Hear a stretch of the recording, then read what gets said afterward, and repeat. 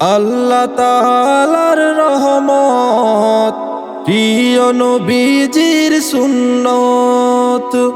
আল্লাহ তাআলার রহমত, প্রিয় নবীজির সুন্নত।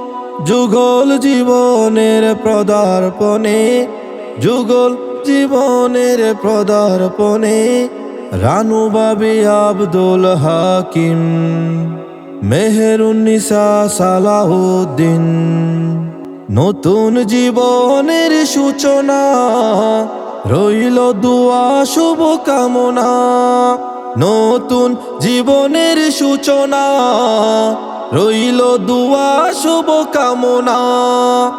মার্চ মাসের 26 তারিখ বৃহস্পতিবার তাদেরই বাজবে খুশি বিয়ের বিন, বাজবে বিয়ের খুশির বিন। আব্দুল হাকিম ভাইয়ের শুভ পরিণয়, রানোয়াকে তার বাবির শুভ দিন।